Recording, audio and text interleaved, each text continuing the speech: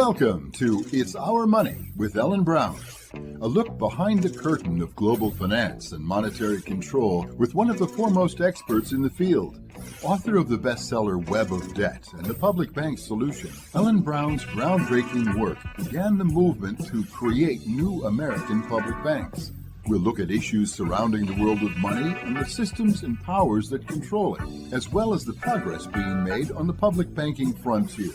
The program is underwritten by Public Banking Associates, a national consultancy of experts advising government leaders pursuing the creation of their own public banks at publicbankingassociates.com. It really involves using the sovereignty of the government to control your currency, to provide government credit for infrastructure and technological advance, to protect your labor force in your industry through tariffs or through subsidies or through other methods like that, and to basically use your economy for what Hamilton called and your banking system for public utility, for the general welfare of the population. And the results of that have been the periods of greatest prosperity in our history. That's a description of Alexander Hamilton's view of the American system of finance as distinguished from the British system, as told by our guest today, author and professor Nancy Spannaus, whose book Hamilton versus Wall Street, The Core Principles of the American System, discusses the stark contrast of the America's banking origins centered on the principles of a democratic government and what has later become an aberration of that system focused on profiteering off the public weal. Hello, and welcome once again to It's Our Money with Ellen Brown. I'm Walt McCree, Ellen's co-host and senior advisor to the Public Banking Institute. Today we're going to take an historic look into how our monetary system was originally intended to operate, as envisioned by Alexander Hamilton, and contrast that with what has happened to that vision through the priorities and power of profiteering bankers and complicit government agencies, and how Wall Street interests consistently undermine Main Street needs. In more recent days, the Federal Reserve has been on the front line of executing where the financial assets of our country get invested, and it defers to its primary owners, the mega banks on Wall Street, through which the Federal Reserve distributes the nation's capital. The obvious failures of this arrangement extend far across our nation in all types of economic, social, and political categories, including the increasing rates of poverty and financial inequities, environmental destruction through energy cartels and corporate lobbying, and through our private system of credit issuance that extracts private wealth through a system of barely bridled usury. This is not what Hamilton had in mind for the United States, yet it is the predictable product of a system run and controlled by private bankers from around the world. Our central bank, the Fed, services the banking industry using our money, as disposed through our Treasury, without requiring productive objectives that could build our country, and instead it supports the speculative markets that Wall Street has always served for financial gains. If one doubts that claim, it would be worth remembering that the Fed distributed $29 trillion to banks all over the world following the collapse of the banking realm back in 2008, which the banks, of course, caused. The Fed hid that gargantuan lending spree from the public for years and had no congressional approval to act in that way to begin with. Things have only continued and gotten worse since then, and the Fed is continuing to hide trillions of dollars that it has issued to its bank owners as it continues to reinforce the repo market, as Ellen has illuminated in a variety of comments and articles that she's written numerous times. So today, we'll take a look back at the American financial system as it is told through our guest Nancy Spannaus, author of the book Hamilton versus Wall Street, The Core Principles of the American System. Now, let's talk with Ellen.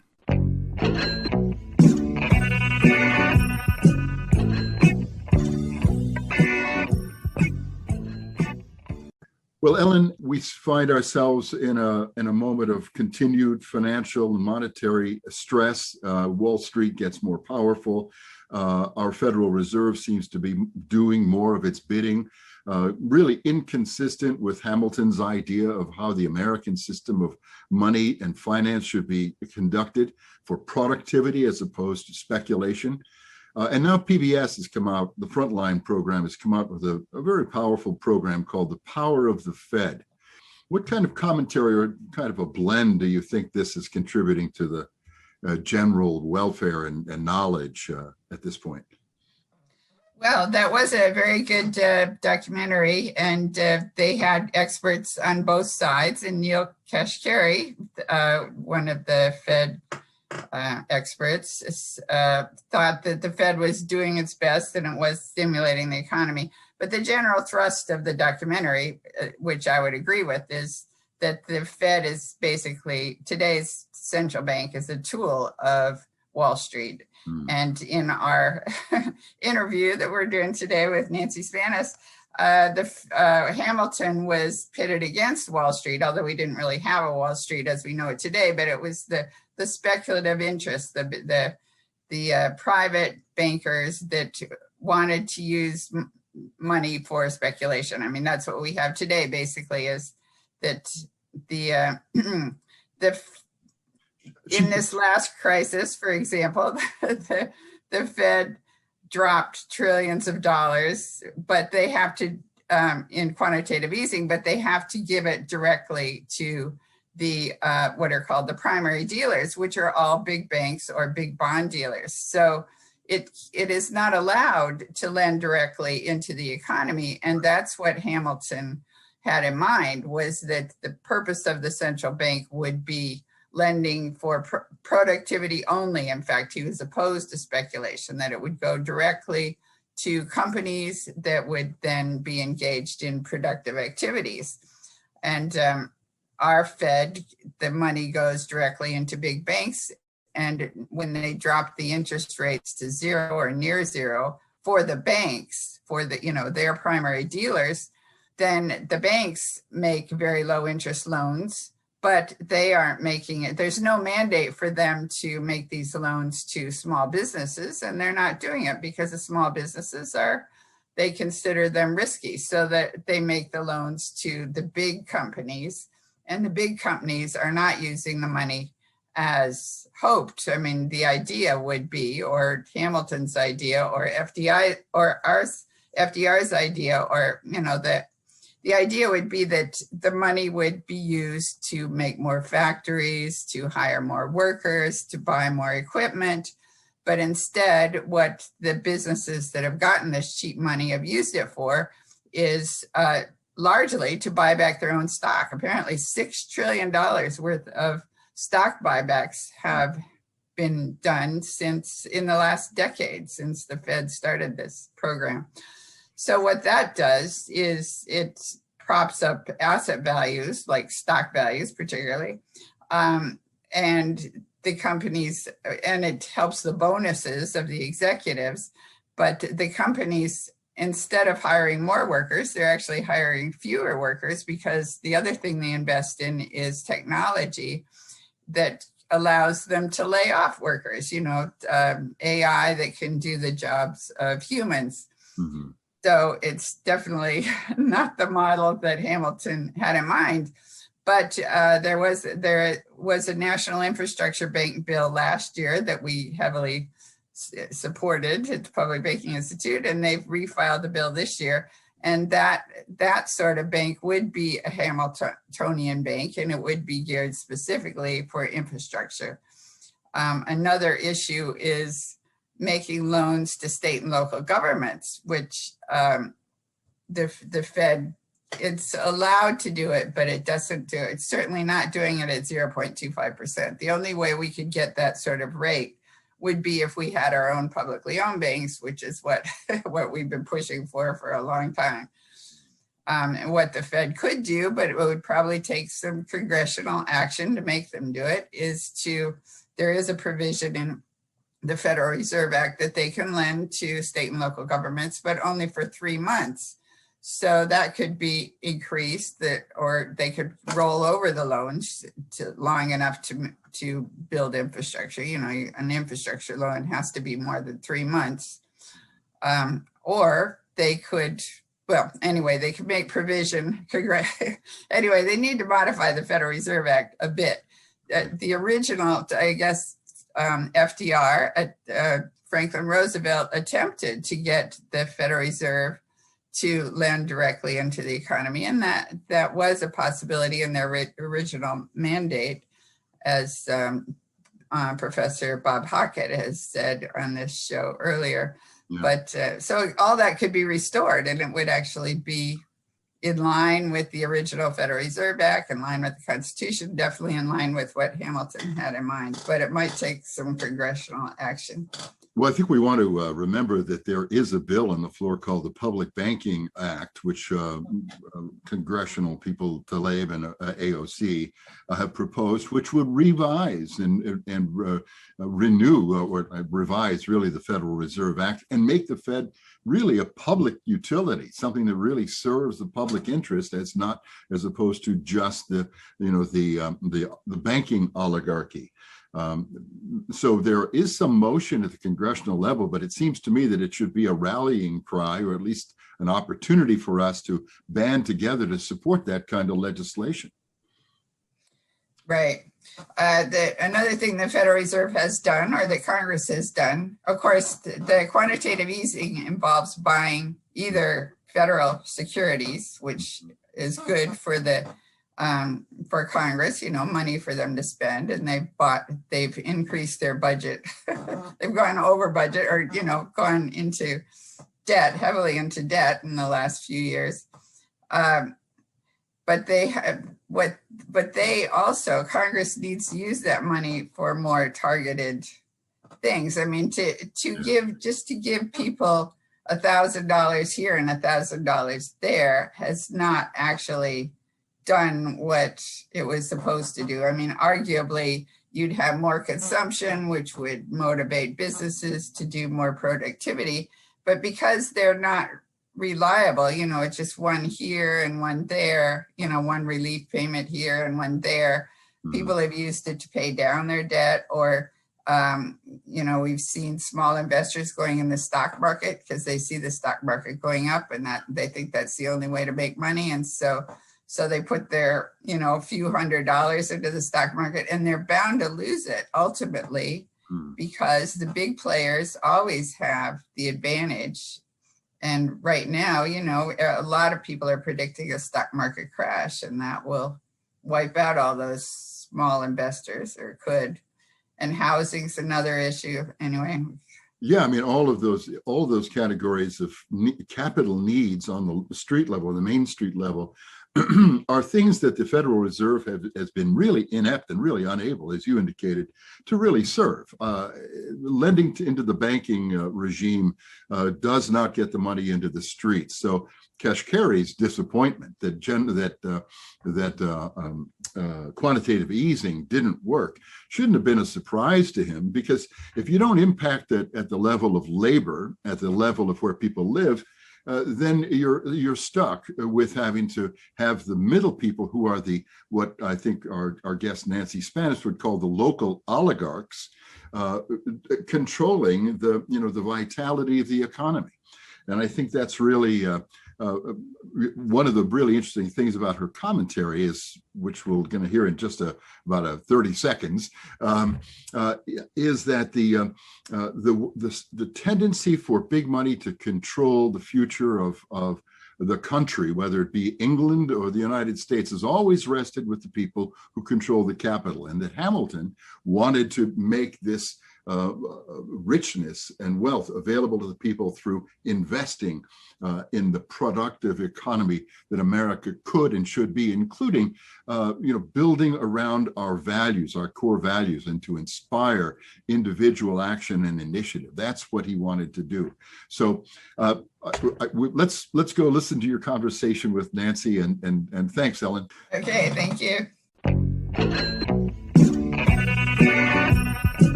My guest today is Nancy Spannaus, who has written a very interesting book called Hamilton versus Wall Street, The Core Principles of the American System. Nancy has a graduate degree from Columbia University and is currently a lecturer and adjunct professor at Frederick County Community College in Virginia. So Nancy, it's great to be talking to you. American Yes. System, Alexander Hamilton are subjects dear to my heart, and Wall Street in the opposite way, but dear to my heart, but our listeners may not know what that's all about. So first of all, can you just, say briefly what the American system is? And it was opposed to the British system by Henry Carey under Abraham Lincoln's advisors. So what is it and what's the difference? Well, I've looked through the book after you mentioned that, and I realized I never actually give a list until the very end, because the reason was that I saw the American system as being defined in Hamilton's report on manufactures, not in any particular list of things he did. It's as a set of principles, right? But when you have to congeal it, like I've had to do in classes, right?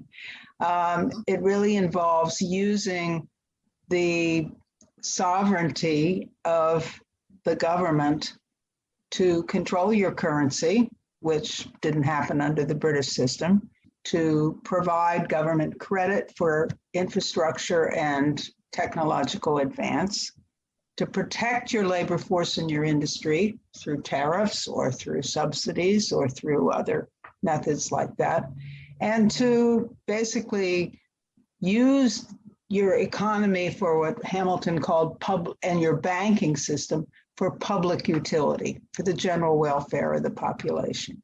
And the results of that have been the periods of greatest prosperity in our history. Thank you. And you've talked about how Hamilton has been much maligned. And one thing is that he's been called the father of Wall Street. And you're saying that he was versus Wall Street. So can you go into that a little bit? In what way was he some of one and some of the other? He did set up our credit system, right? And our credit system and supporting government bonds was used to establish financial markets in Wall Street. But he absolutely opposed speculation. And he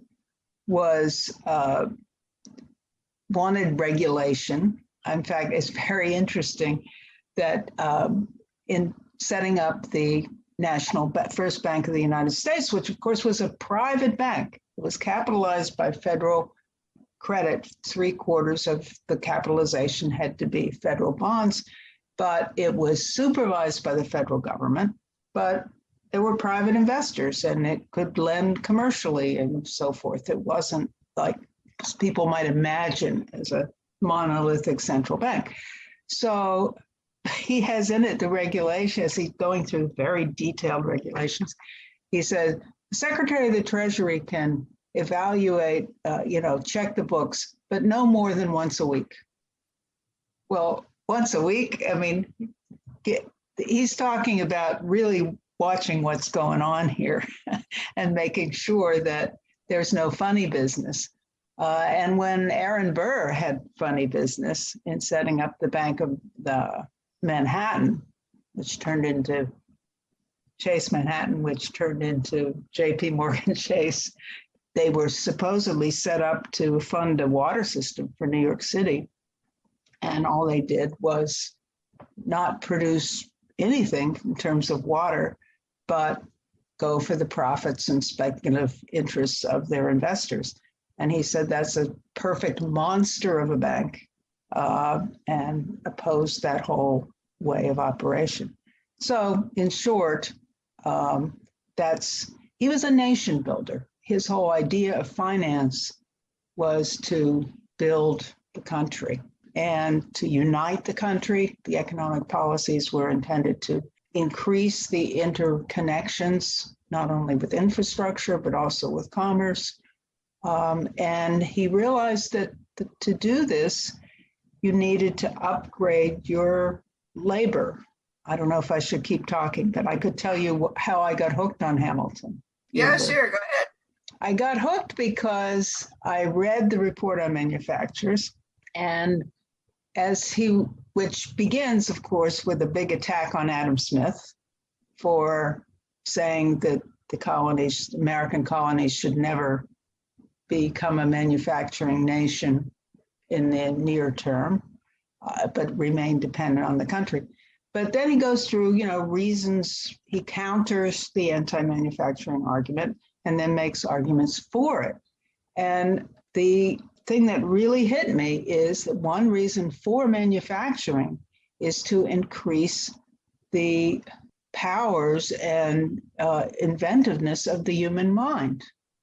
And I thought to myself, wow, right? Here's somebody who's into finance who wants to increase the mental creative powers of the population through his economic policy. I mean, did we learn that in Economics 101? I mean, I didn't.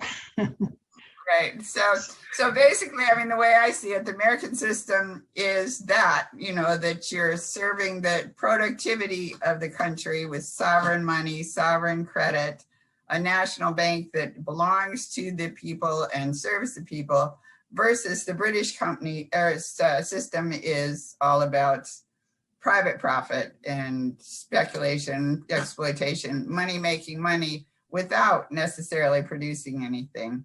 I know you pointed out that Hamilton was criticized for endorsing the British central bank, the Bank of England, but you say it was not. He was only endorsing certain aspects of the model, not the whole model. So, in what way was the American system or the first U.S. bank or the first and second U.S. banks different from the Bank of England? Well, the Bank of England was basically a piggy bank for the monarchy to carry and to profit the people who were lending to them, to the government to do that. Where, as opposed to any increase in the productive activity and improvement of the industry and agriculture in the country was incidental to that purpose. And I think Hamilton, in a way, addresses that when he makes an argument for not having a wholly government-controlled bank, because he doesn't want it to be used in that kind of way. He wants it to be used as a nursery for industry and agriculture and commerce, which is, I think, the way he did it.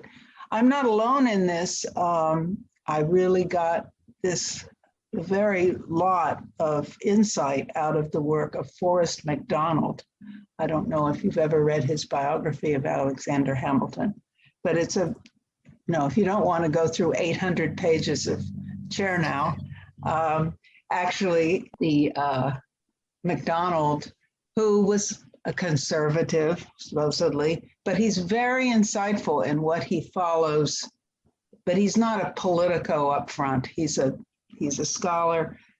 He is a lot of insight into Hamilton's economic thinking and he pointed out how you can have technical similarities between your banking system in the United States and the Bank of England. But if the whole purpose of the bank is totally different, you have a different system. And the whole purpose here was totally different. And that's the way it functioned briefly until priorities changed under the Jefferson administration and onward. They didn't want any infrastructure. They cut, any kind of planning for infrastructure. Tariffs were cut, for support for manufacturing. You point out that three of our, famous presidents, Lincoln, FDR, and Kennedy, were all followed the American system. And FDR had hoped to make the Federal Reserve service the small business, make loans for productivity into the real economy. but he couldn't get that passed. So instead, he set up the Reconstruction Finance Corporation. But that was the American system. The goal of the American system was to stimulate productivity, support productivity. Likewise with Lincoln, of course, he got into the presidency and was hit immediately with the war, so he didn't exactly have time to set up another U.S. bank. But he did do sovereign credit in the most direct way you could do it, namely printed the money and spent it. And it's, increased the money supply by 300% or something, and still did not create inflation. I've written about this myself. And besides winning the war, avoiding a 30% or so interest loans to the British bankers, and besides that, managed to stimulate all this productivity across the country, including the Transcontinental Railroad. And one thing that's dear to my heart was that the Homestead Act was set up under Lincoln. My great whatever, some grandfather fought in the Civil War, and his name was William Henry Harrison Miles. So, named after the president that Lincoln ran, when he first you pointed that out in the recent article, that when Lincoln first, gave his first, I guess, famous speech, it was when William Henry Harrison was running for president. And so my great grandfather homesteaded 160 acres in Pennsylvania. And that was the farm that was, my childhood farm was that farm. Wow. Under Lincoln. But of course, my grandmother unfortunately sold it for $13,000 in the 1960s or late 50s or something like that. It's like just like all the farmers have gotten, a raw deal in the last, there's an obvious attempt to take the land back from the farmers and consolidate into these big agribusinesses. But anyway, so that rang a bell with me.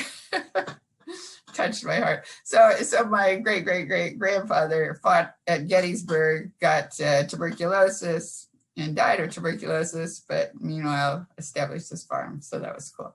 Anyway, so Lincoln did amazing things, including actually starting the railroad under his, as you point out, under his presidency. It wasn't just, it was finished afterwards, but he actually, anyway, do you want to discuss any of that? The Lincoln modification and the first thing I wanted to discuss was actually the banking question, right? Because when I did this post on American System Now, I didn't actually realize.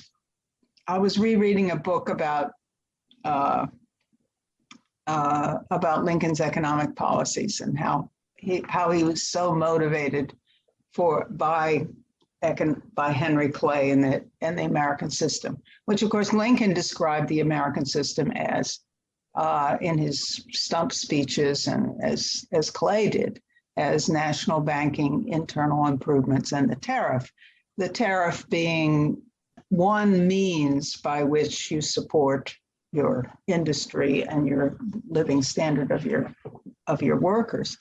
But in Lincoln really pushing that, he pushed it in 1832.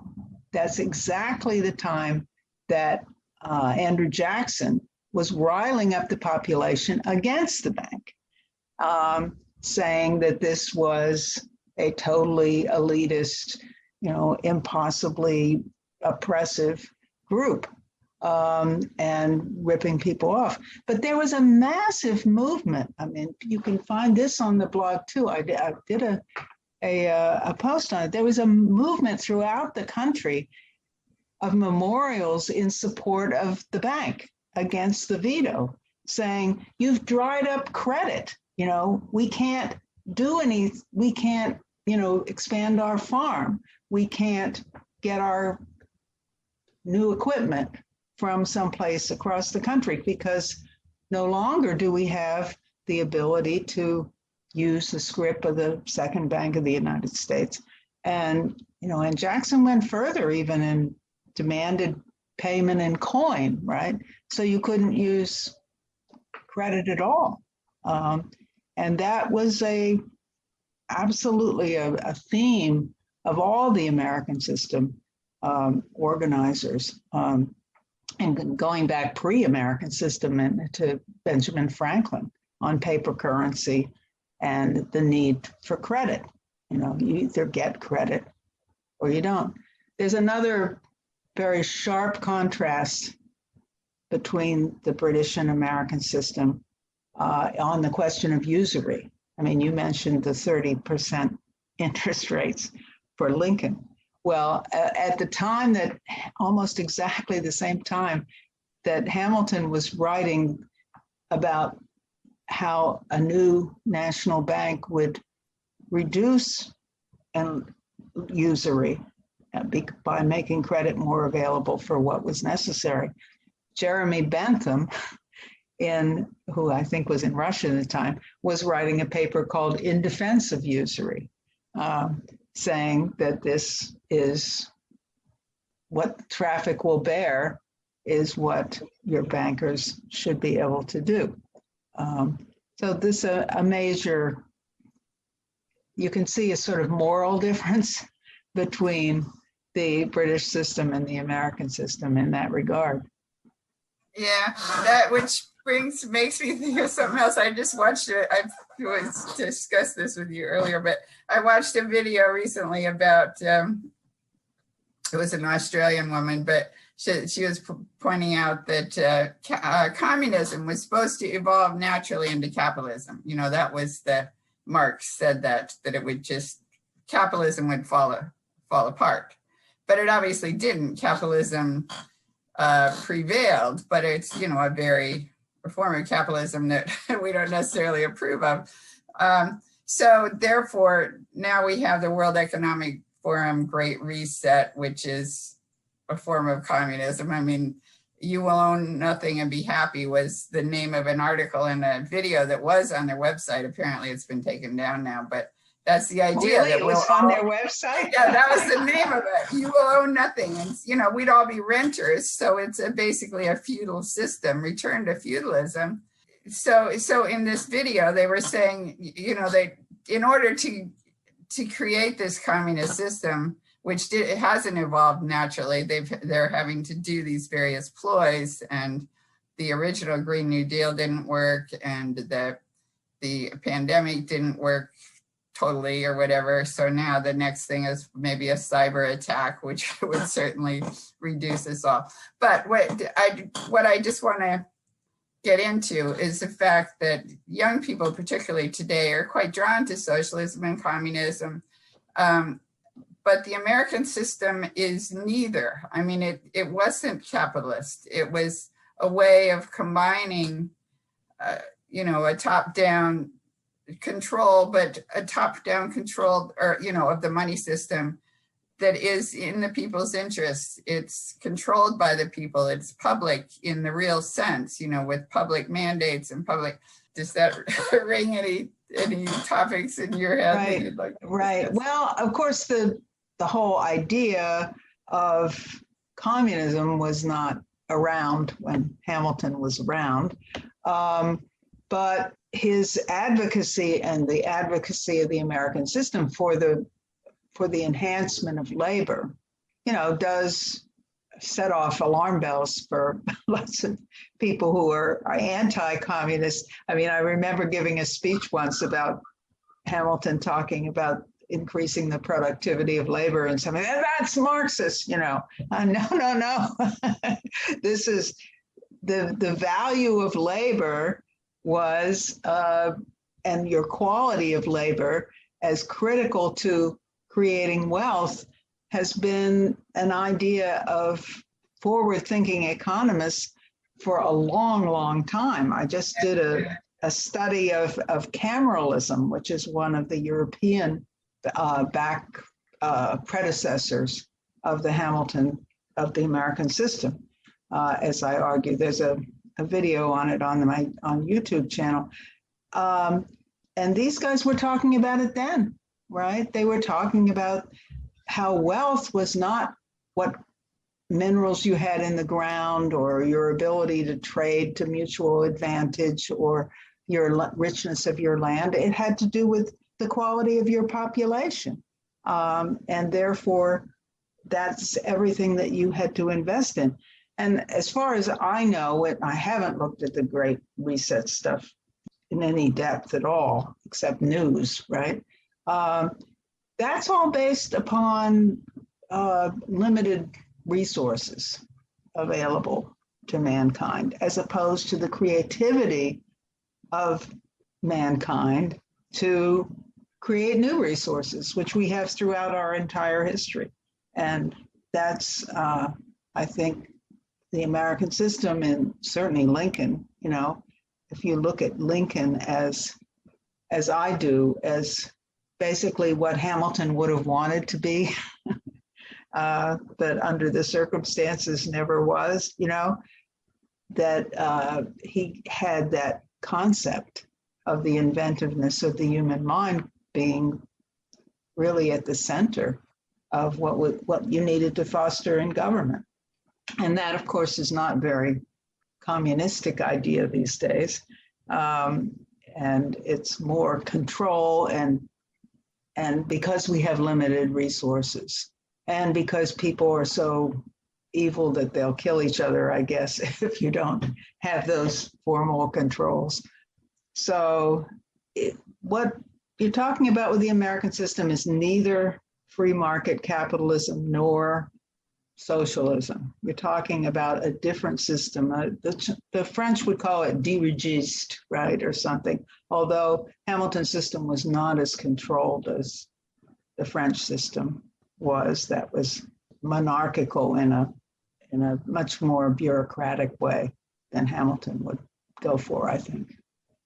Well, communism wasn't around during Hamilton's time, but capitalism was, raw capitalism that exploitative, speculative. That was the thing that the American system was opposed to, right? Or yes, that right. And that was the sense in which Hamilton was versus Wall Street. Do you want to explain how he was actually versus Wall Street?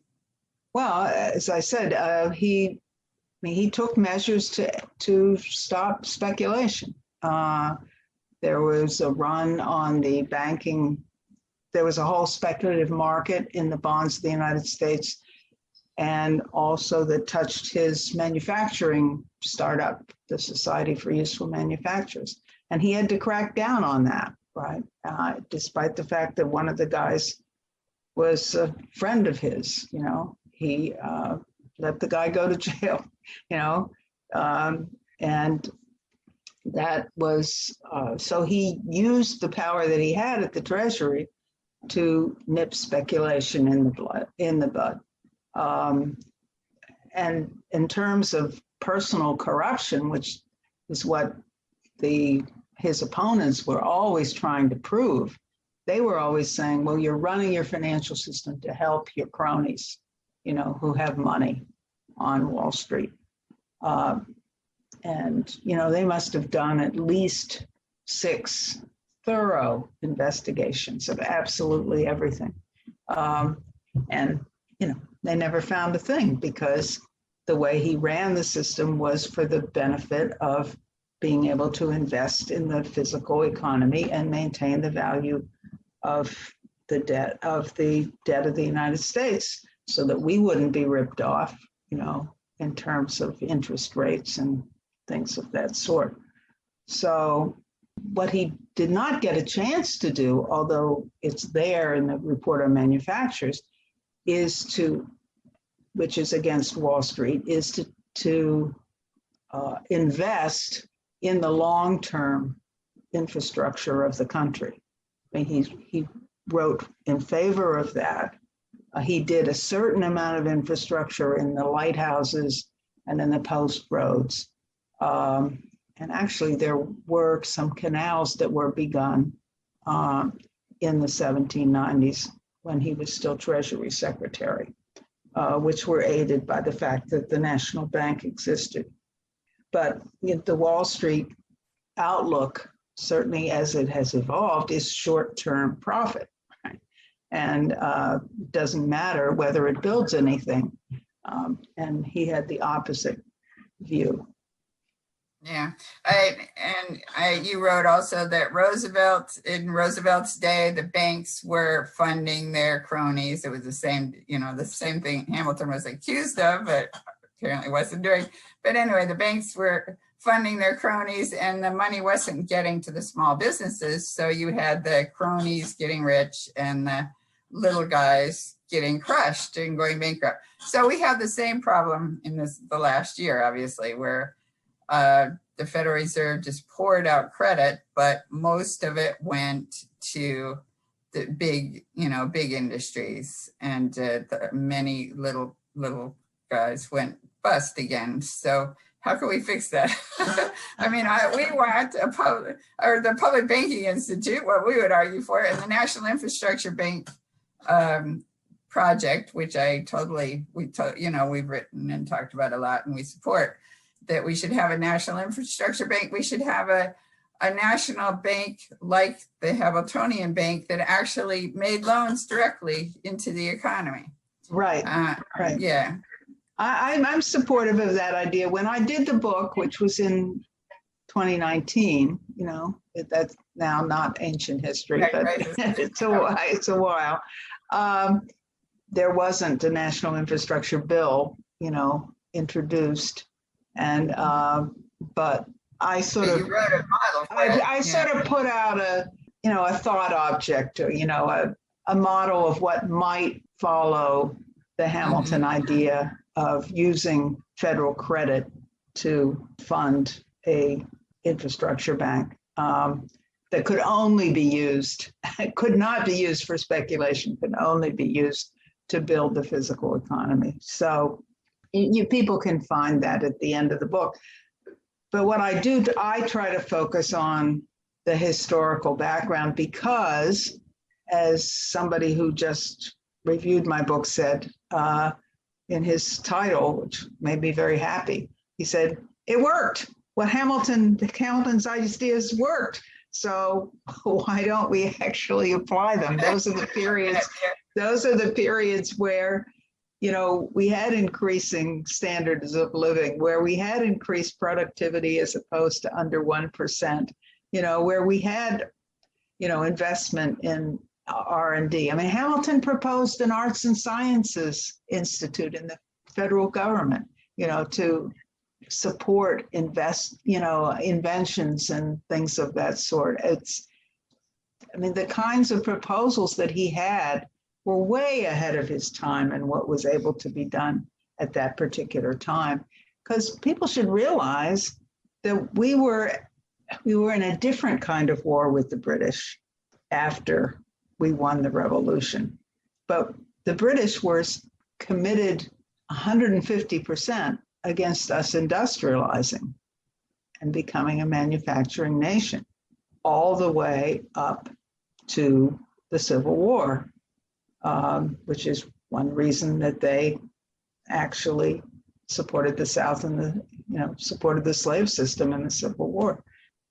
By simply going for us becoming a manufacturing nation that would not be dependent upon the mother country for necessities, Hamilton was being anti-British, whereas what we would consider today the Wall Street over time, the majority of it was all in with the British, to simply make money on loans, regardless of what was built. Yeah, so we have that problem today as well, where we really need to be independent. We've seen what happens when you're totally dependent on other countries and the supply And then you lines. have no medicine. Yeah, and where I live, there's not even a place to do a garden. I mean, if they cut off the water and the food, we're all dead here where I live.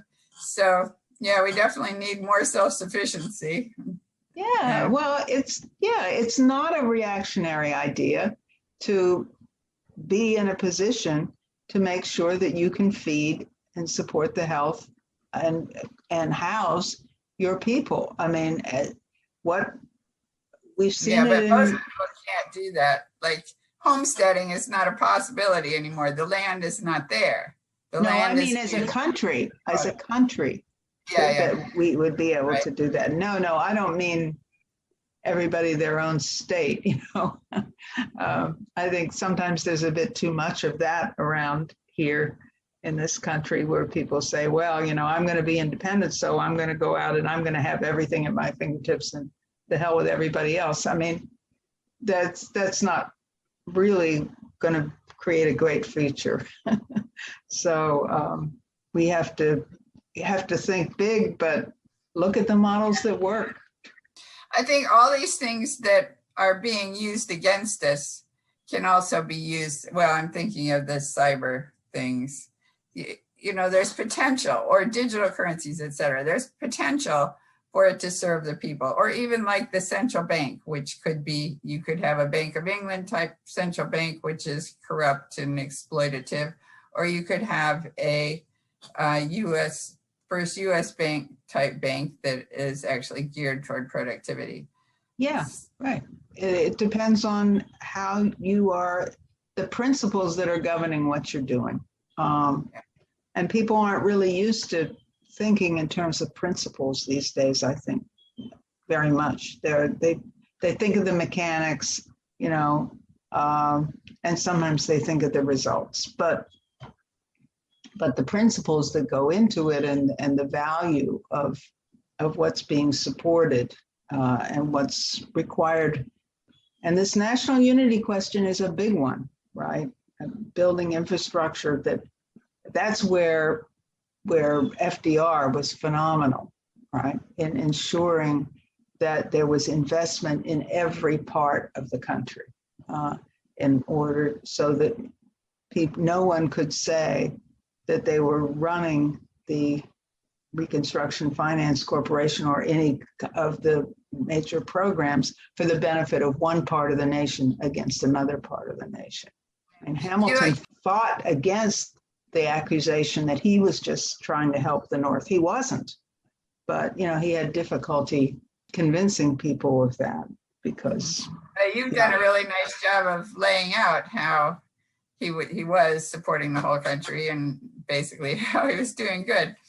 And you've also mentioned how the American system influenced other countries, Russia and Japan and Germany and the early Chinese Republic. Do you want to just mention that?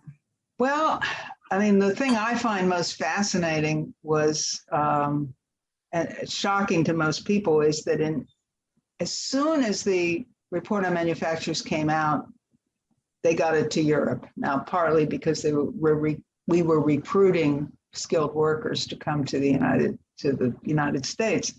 But when the Russian consul in London heard about it, he asked for a copy and got it to Russia. And by 1807, there was a Russian translation of the report on manufacturers circulating. Now, it took them a long time to actually do something about that.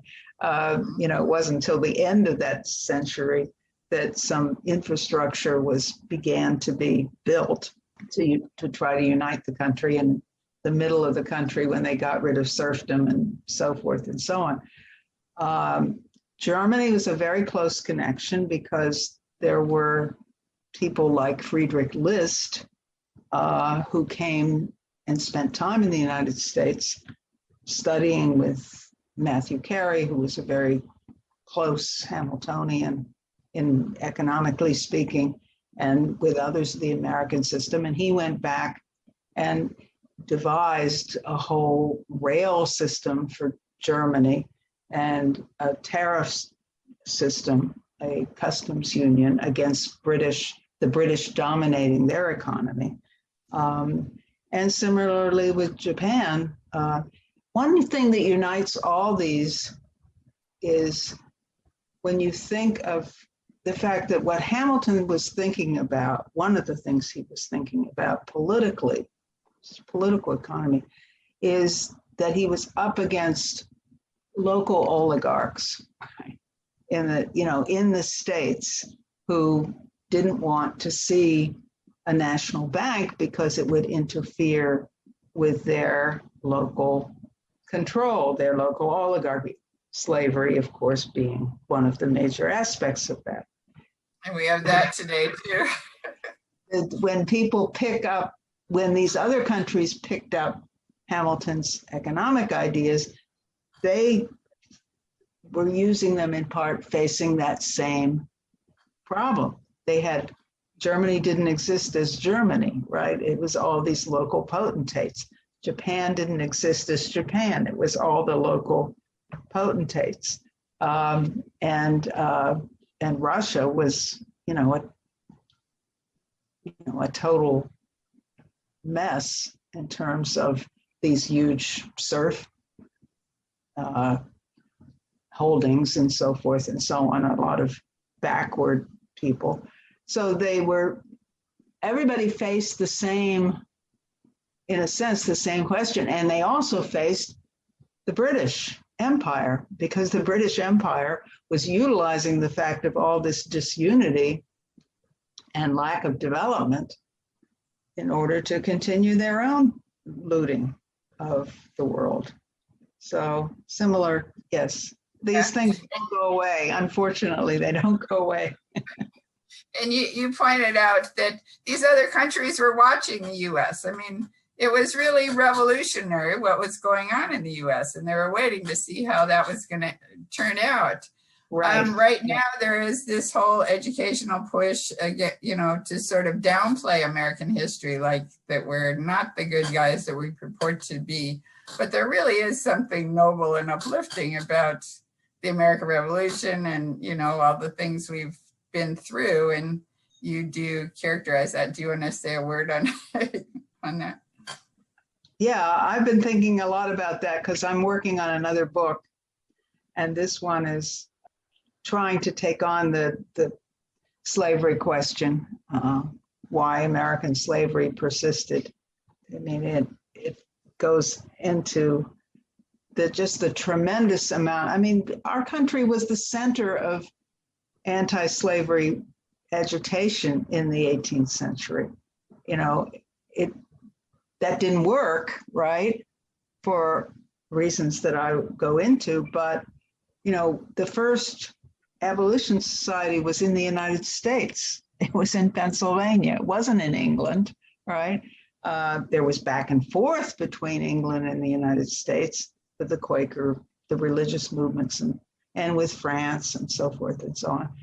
But no, it's always been a fight. I mean, it's always been a fight of those who had a noble conception of why we needed to have a sovereign nation outside the British Empire and for the general welfare. And those who were in it to build their own power. But our successes were phenomenal and phenomenally helpful for the entire world in terms of what was able to be done in economy and increasing living standards, inventions, and everything of that sort. I'm totally convinced of that, despite the horrors, that one goes through when you read the history of what's happened. We don't read those about other countries, but we could, we have to deal with our own country, but we do have a tradition here to uphold, to bring forward. And that's what I have hoped to do with the Hamilton book and with hopefully the new one. Yeah. Thank you, Nancy. That's, very, to me, it's uplifting. I mean, the whole subject is uplifting. And so do you want to tell us, I know your website is americansystemnow.com, but tell us what we'll find there and where people can find your book. And right. Okay. Well, americansystemnow.com. I started it in 2017, and you will find it's not a political website. It's a history website. It's a resource on the American system. So I have articles on some of the people that we mentioned, the Lincoln administration, FDR. I have some friends that have written extensive articles on these questions. Occasionally you'll find commentary. You have, in the pandemic, I wrote about some stuff on the slavery question. Actually, my most popular post is called "Knowledge Unfits a Man to be a Slave," which is a quote from Frederick Douglass. And that has gotten more, I don't know exactly why. And I cover events, that are illuminate sometimes that are relevant to American history. So you can find a lot if you are interested in delving into what made our country and what problems we still have. It's not all positive, but a lot of it is. And the book is available through the website, but you can't really buy it through the website. You can link to buying it through the website.